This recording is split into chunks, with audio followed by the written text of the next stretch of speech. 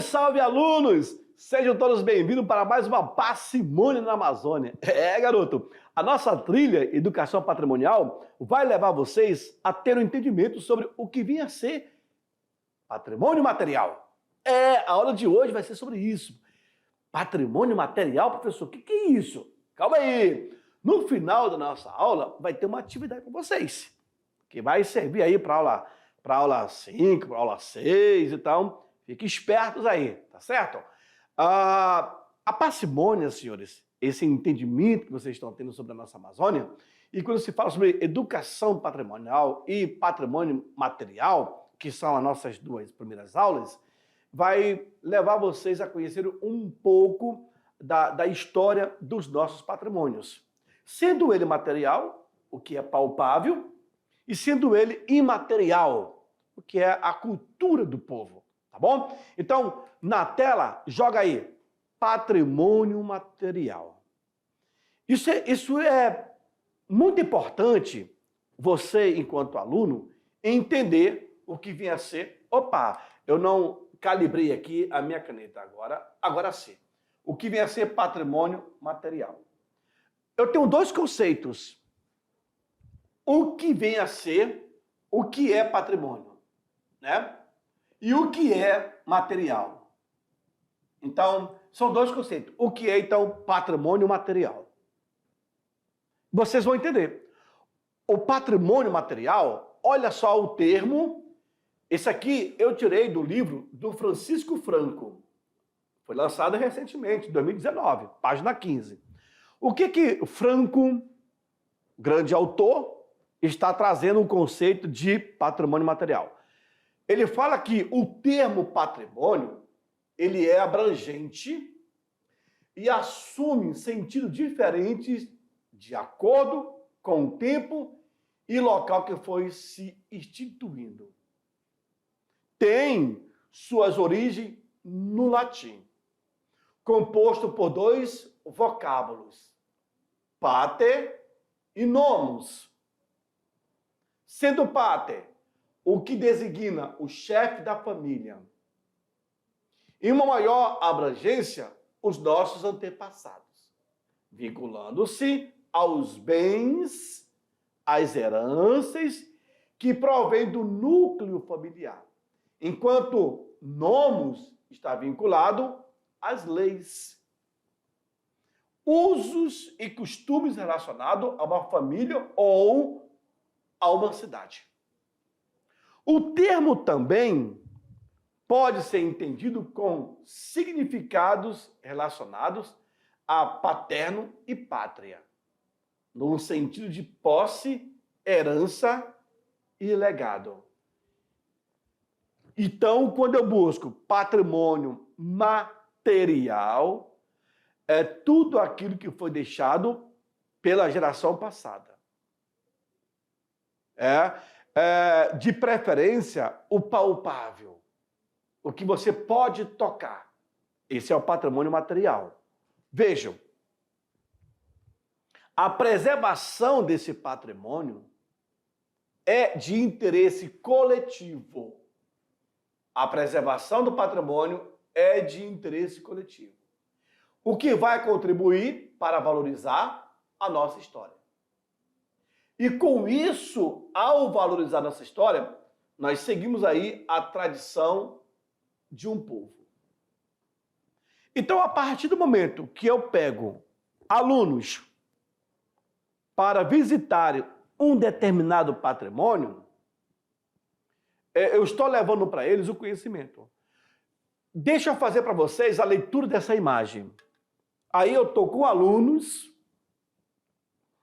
Me coloca nessa imagem que eu gosto de... cadê? Me coloca aí. Já me colocou? Ok, olha só. Aqui eu estou conduzindo um grupo de alunos do curso de medicina, do segundo período da Faculdade de São Lucas. Esses alunos que estão comigo, eles estão aprendendo um pouco da nossa cultura, um pouco da nossa história e da nossa memória. Eram 30 alunos. Desses 30 alunos, apenas um aluno era de Porto Velho, era de Rondônia. O resto, tudo de fora. Consegue passar no Enem, entra na faculdade e depois de alguns períodos, eles conseguem movimentar para um outro estado. A faculdade, então, entendeu. Se eles irão embora, vão ter que partir daqui sabendo um pouco da nossa cultura. Aí, quando fizemos esse projeto de realinhamento cultural, onde o aluno de fora, ele chega, tem essa atividade, aprende um pouco da nossa história, e depois ele pode ir embora. Assim funciona. Então, por isso que as nossas tradições, elas são passadas de geração em geração.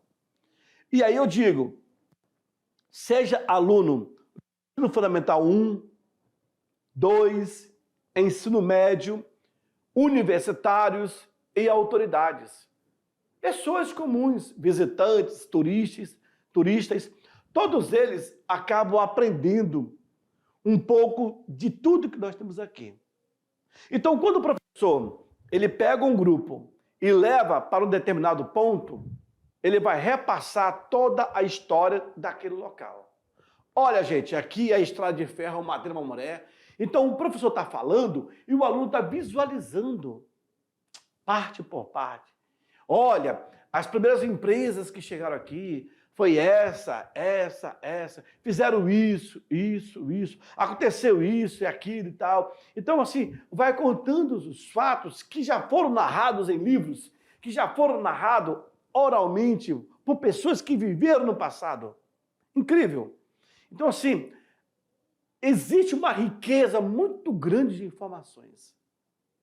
Claro que nesse apanhado, quando o professor, o professor não vai conseguir passar conhecimento. E nem o aluno vai conseguir captar 100%. Mas boa parte ele vai lembrar daquilo que vai mais lhe chamar a atenção. Isso é o bacana do patrimônio material e da educação patrimonial. Tá bom? Segue no quadro, vamos lá. Veja essa outra imagem. Os patrimônios, eles são heranças dos nossos antepassados. E essas heranças, elas são transmitidas de geração para geração. Essas heranças, elas são um legado que o que nos antecederam, aqueles que vieram primeiro, deixaram para que dessemos continuidade, constituindo-se com referências identitárias. Viu aí? Aí eu tenho, na primeira imagem, a Estação Telegráfica de Vilhena. Essa imagem é de 1973. Mas essa estação ela foi construída na época do Marechal Rondon. E ela vai resistir até um tempo. Quando alguém que entra na parte da cultura lá de Vilhena, ou alguma autoridade de Vilhena, sentiu a necessidade de manter viva essa história, essa memória. E aí acaba passando por uma revitalização. Mas tem todo um histórico dessa construção e da importância da mesma. No lado direito, eu tenho aqui um canhão Armstrong, do Real Forte Príncipe da Beira, que também é um outro patrimônio material. Lembrando que a nossa aula é sobre patrimônio material. A nossa trilha é sobre patrimônio material, o que é palpável. Nesse caso aqui, tanto a ferrovia Madeira Mamoré, quanto a Estação Telegráfica de Vilhena e o Real Forte da Beira são patrimônios palpáveis. Dá para você entender e chegar, tocar e, de fato, ver como é que é. Tá bom? Vejam. Lembrando que o patrimônio cultural, o patrimônio histórico, tudo isso tem um elo que é a história. Aí eu coloco a história, é o elo de estudo sistemático, de interpretação dos eventos passados da humanidade. É a história que vai resgatar a memória, o legado, o significado daquele produto. A história que busca dos seus arquivos todo aquilo que foi deixado pelos pioneiros. A história, ela se baseia na investigação de fontes primárias, como documentos escritos, registros arqueológicos e evidências materiais. Tudo isso para reconstruir e compreender o desenvolvimento das sociedades, das culturas, das civilizações ao longo do tempo. Então, vocês imaginem, Rondon criou ali a estação telegráfica de Vilhena. Com o passar do tempo, ela foi abandonada, essa estação telegráfica, e o mato tomou conta. Alguém, de repente, por lá, redescobre essa estação, esse local, e vai ter algo que chama atenção, que vai identificar como foi uma estação telegráfica. Logo, para quem tem entendimento, vai preservar. Olha, encontramos um achado do Marechal Rondon, assim, assim, assado. Logo, as autoridades procuram conservar aquele monumento. Só conservam. Mas aí é preciso fazer uma revitalização ou um restauro. E isso vai se perpetuando, porque é um significado importante para a história. O cara que não vai ter essa mentalidade, ele passa um trator aí, pronto. E aí? Não, já foi. Isso aconteceu no passado, o cara era ignorante, não estava nem aí. Perdeu. O que aconteceu, por exemplo, com 2 barcos históricos do Rondon, aqui em Porto Velho, quando abriram as comportas da Santa Antônia Energia, a força da água foi tão grande que acabou levando um belisco. E um outro que ficava aqui em Candeias, atrás da Polícia Florestal, houve o desbarrancamento e foi embora também. E aí? Tem essa situação que a própria natureza se encarrega de fazer. Se bater uma tempestade enorme nessa área, pode até levar também isso daí. Então é necessário ter política de preservação no que vocês vão estudar numa próxima aula, que são as leis que regem o patrimônio. Tá bom? Então, a história é esse elo que une a importância desse patrimônio, sendo ele patrimônio histórico, cultural, monumentos histórico-culturais, etc. E aí eu faço um resumo. É com todo esse patrimônio material e imaterial, consagrado e não consagrado, que nós podemos trabalhar em um processo constante de conhecimento e de descoberta.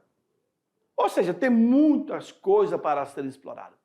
Nesse caso aqui, eu tenho a estação da Estrada de Ferro de Mamoré, eu tenho uma locomotiva chamada 18, eu tenho um espaço que foi construído a estação e o complexo ferroviário. Tudo isso pode ser explorado pelo historiador, pelo pesquisador, por qualquer área, dependendo muito do seu olhar. Eu trouxe essa lâmina de slide na primeira aula, na primeira trilha. Lembram? Quando eu falo de patrimônio vivo. E eu repito novamente nessa aula, por quê? O patrimônio vivo, senhores, sendo ele um artesanato, a utilização de planta como alimentos e remédios, a forma de trabalhar, plantar, cultivar, colher, pescar, construir moradias, meio de transporte, culinária, fogueiros, expressões artísticas e religiosas. Tudo isso é visto como patrimônio vivo. E esse patrimônio vivo, ele é contemporâneo. E ele acaba se juntando com os patrimônios do passado. E aí, novamente, eu trago essas 2 imagens que eu vou trabalhar com vocês do patrimônio imaterial, lá na frente. Só para vocês terem uma ideia como que funciona, como que tudo está se funilando, tá bom? O patrimônio material, então, senhores, está aqui, ó. ele é formado por um conjunto de bens culturais classificados segundo sua natureza, a natureza arqueológica, a natureza paisagístico, etnográfico, histórico, belas artes e das artes aplicadas. Por exemplo, o Real Forte Príncipe da Beira, ele é um patrimônio material histórico. Eu encontrei vestígio, uma ponta de sílex. Eu encontrei um vaso indígena. Eu encontrei um pão indígena. Ele vai ser patrimônio material arqueológico. Por exemplo, um passeio no Rio Madeira. Vocês vão ver na próxima aula, a próxima trilha. Um passeio no Rio Madeira é um patrimônio material paisagístico. É um patrimônio imaterial paisagístico. Etnográfico, a questão indígena. Quando você acaba identificando a origem desse patrimônio, ele pode ser desses segmentos. Natureza. Por exemplo, o Pico do Tracuá, um dos maiores pontos mais altos do estado de Rondônia. O Pico do Tracuá, ele pode ser um patrimônio material de natureza, porque é a região onde se encontra ali. O Pico do Tracuá, ele pode ser tombado. Vejam, o Pico do Tracuá, ele pode ser tombado como patrimônio material e material de natureza. O Vale dos Silícios, por exemplo, ali o que é o Vale do Apertado, ele pode ser tombado como patrimônio material de natureza. Enfim, paisagístico também, que é bonito. Isso vai depender muito da nomenclatura que ganha o objeto. Olha aí, o patrimônio cultural, ele pode ser definido como um bem de natureza material e imaterial, considerado importante para a identidade da sociedade. Nesse caso aqui, é o Real Forte Príncipe da Beira. Ele é um patrimônio cultural, é um patrimônio histórico-cultural material. O Real Forte Príncipe da Beira. Real Forte Príncipe da Beira. É um patrimônio histórico, cultural, material. Ele perde tudo um pouco. Cada item desse daqui tem um significado. O patrimônio, o histórico, o cultural e o material. Tá? Por quê? Ele é o patrimônio mais antigo do estado de Rondônia. Conservando aí sua história, sua memória, seu legado, como sendo uma das fortificações bem grande. Se fala que é um dos maiores das Américas, enfim, ele tem uma importância gigantesca, tá bom?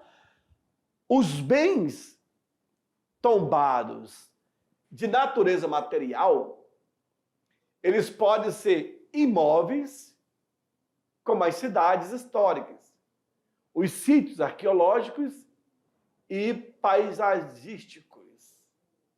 E bens individuais também. Professor, e tem. Pode ser bens coletivos e bens individuais. Ou móveis, como, por exemplo, coleções arqueológicas.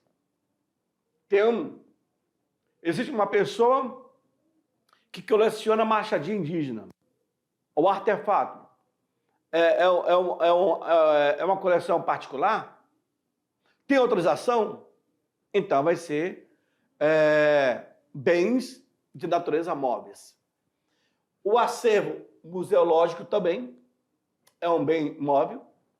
Documentais, bibliográficos, arquivísticos, videográficos, fotográficos e cinematográfico. Por exemplo, tem um camarada aqui que ele possui coleção de fotografia ali do Jorge Teixeira. É uma coleção fotográfica. São bens que poderão ser tomados de natureza material fotográfico. Está entendendo?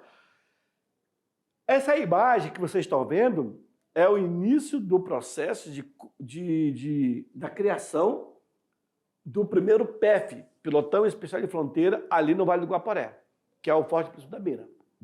É um bem material. Certo? Olha aí. Toda cidade, ela é histórica. Todas, independente. Se você for pegar as cidades de Rondônia, os 52 municípios, todas têm sua história. Todas tiveram seu início de colonização, seu processo de formação, etc. Então, você vai ver nessas cidades os principais monumentos que são indispensáveis. A prefeitura, a igreja, a delegacia. Pronto. Principais. Agora, eu tenho construções particulares, que também são construções arquitetônicas, também entram. Portanto, toda cidade é histórica, toda cidade tem seu patrimônio. Lembra?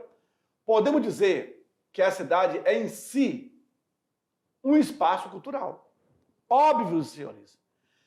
Se é um espaço cultural, cultura é a ação do homem sobre a natureza. A partir do momento que o cara ele constrói um prédio, um edifício diferente, com traços, seja nos traços barroco, clássico, neoclássico, é patrimônio. Bom, você vai aqui em Humaitá, cidade do Amazonas. Você vê o centro histórico de Humaitá, é muito bonito. São prédios do final do século XIX. A prefeitura, por exemplo, é de 1889. O Colégio Oswaldo Cruz é de 1912, em homenagem ao Oswaldo Cruz. Aí eu tenho a igreja, eu tenho a Biblioteca Terra de Castro, eu tenho a delegacia, que é do final do século XIX. E Porto Velho, a grande maioria, é do século XX. Os nossos patrimônios. Então, o Humaitá é muito mais antigo. E ali você vê a expressão das linhas arquitetônicas. E um detalhe, tá, senhores? Os artífices e os artesãos que vieram para cá eram de Belém ou do Rio de Janeiro, que deixaram aqui suas digitais nessas construções. Por isso que se fala que a cultura é a ação do homem sobre a natureza. E pelo fato dele ter construído aquela construção, vamos colocar, por exemplo, o Mercado Central, que hoje se chama Mercado Cultural. É um estilo português com árabe. As linhas nas janelas ou estilos que são criados é fantástico. Não é para qualquer um. Aí você pega uma construção como a Porto Velho Hotel, que é hoje a Unicentro.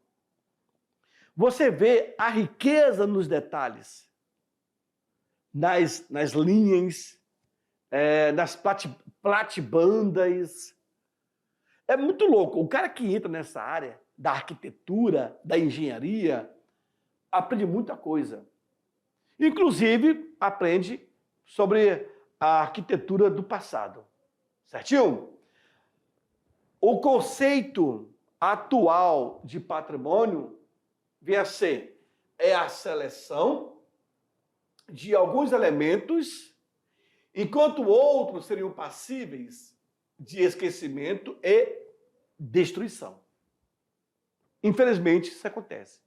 Vejam, podemos considerar que artefatos culturais são, em princípios, objetos dotados de funcionalidade, que seriam obsoletos para nós. O patrimônio cultural só pode ser entendido como um conjunto arquitetônico e tem o seu significado para a história, para aquela sociedade, para aquele povo. Por isso que todas as cidades têm seus patrimônios e o seu significado.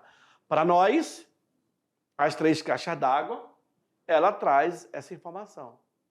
Ah, foi a empresa que trouxe para cá, construiu, veio desmontada, aqui foi montada. Olha só, no passado, eu coloquei essas imagens dela, das 3 caixas d'água. E hoje, do lado esquerdo, ela está assim. Os símbolos, eles precisam ser desconstruídos e interpretados para aprendermos o seu significado. Muitos desses patrimônios acabaram virando símbolos importantes. Mas vejam bem, eu preciso desconstruir o símbolo, reinterpretar para poder entender de fato o seu significado. Quando fala dessa forma, eu retrato, por exemplo, me deixa naquela imagem lá do Forte Príncipe, eu volto a falar daquele canal, daquela pessoa que fala sobre Ratanabá, querendo dar um sentido para o Príncipe da Beira. Algumas pessoas ignorantes, sem conhecimento, talvez só para causar também, chega a dizer que o Forte Príncipe foi construído pelos ETs, pelos Incas, pelo amor de Deus. Aí é uma aberração sem tamanho. Mas digo e repito, é para causar. O cara não conhece a história, todo o processo de construção. Ele pega mais pelo símbolo do que pela trajetória de construção. Aí fica difícil o cara entender. Tá? Por isso que é necessário desconstruir a simbologia e procurar saber o significado. Joga no quadro. Por isso, senhores, que a Unesco e a ONU,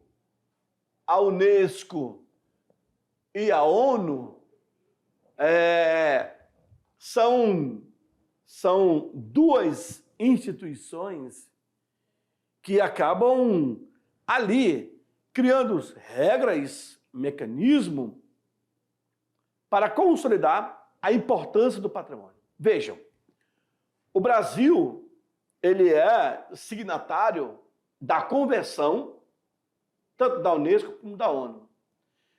O Brasil deve fazer um inventário de seus bens culturais, propor sua inscrição na lista de patrimônio mundial. Certo? A proposta, ela vai ser avaliada por um comitê do patrimônio mundial. E esse comitê tem uma composição de 15 membros que fazem parte da convenção. O Brasil é um dos membros, eleito em Assembleia Geral. E esse membro, ele responde pela pasta do IFAM. Tá? É o secretário da pasta, o superintendente, o ministro dessa pasta. Tá? Então, eles acabam criando uma proposta. Existem outros comitês que têm sua importância, porque o governo em si, ele precisa de proposta. Por exemplo, aqui no Brasil, nós temos o ICOMOS Brasil, nós temos o CCBR Forte, que é o Comitê Científico Brasileiro de Fortificações. Então, a partir do momento que eu quero que os fortes sejam tombados, eu vou propor isso para o superintendente nacional do IFAM, que o Brasil, por ser parte integrante e é signatário, ele vai propor que o nosso patrimônio sejam patrimônios mundiais, dado pela Unesco. Nós temos no Brasil vários patrimônios que já foram tombados pela Unesco. Esses patrimônios, eles viram venham a ser agora patrimônio da humanidade. Não somente do Brasil. O Brasil tem o respaldo de resguardar, preservar e conservar, tem toda uma política. Mas é um patrimônio agora mundial. E para ser, senhores, tem que passar pelo crivo da Unesco e da ONU. Por isso que nós temos igrejas, nós temos praças, parques que foram tombados como patrimônio material, ou outros que foram tombados como patrimônio mundial pela Unesco. Tá certo? Bom, agora é o seguinte, aluno, a sua vez, eu vou explicar para vocês como é que vai funcionar as próximas aulas que vocês terão para poder realizar essa atividade. Joga no quadro, olha lá. Conhecendo o patrimônio. Mediante a explicação dessa trilha que foi passada sobre patrimônio material, essa atividade ela será usada na aula 6. Então, vocês terão tempo para poder utilizar a aula 6 para realizar essa atividade. Fechou? O que eu quero? Bom, de posse de uma prancheta, de um lápis e borracha, caso precise apagar, os alunos visitarão 3 patrimônios de sua cidade e farão as seguintes tarefas. Preste bem atenção, aluno. Você vai pegar uma prancheta. Não tem prancheta. Então, pega o teu caderno. Com um lápis, uma borracha. Se caso errar, você conserte. Certo? Vocês vão fazer o seguinte. Vocês irão fotografar os 4 cantos desse monumento. Por exemplo, eu tenho ali uma igreja que ela é antiga. Certo? Bom, vocês vão pegar, fotografa. Frente, do lado, trás, o outro lado. Tá bom? Após fotografarem esse monumento, vocês irão tirar as medidas de cada lado e ângulo. Por exemplo, deixa eu apagar aqui para vocês entenderem, tá bom? Vocês vão pegar e tira a medida. Olha, a frente mede tanto, a lateral mede tanto, o fundo mede tanto, a outra lateral mede outro tanto. A altura mede isso. Tá bom? Depois que vocês fizerem as medidas de lados e de ângulo, medir a área interna, se possível. Se esse monumento estiver aberto, a que você considera monumento um patrimônio antigo, vocês adentrarão e vão fazer essa medição. Porque lá dentro eu tenho uma planta. De repente aqui é uma entrada, aqui é um ambiente, sei lá, um corredor, assim por diante. Então, vocês vão fazer essas medidas.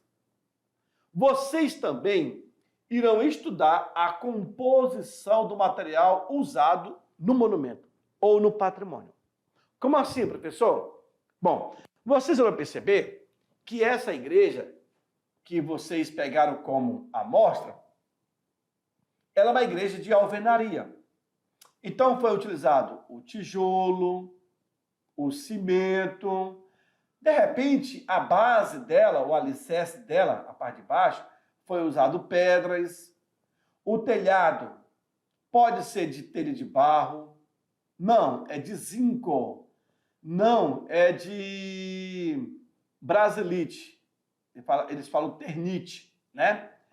Ou outro material que é utilizado. Tem também o madeirame, porque se for utilizado de material diferente, vocês irão narrar.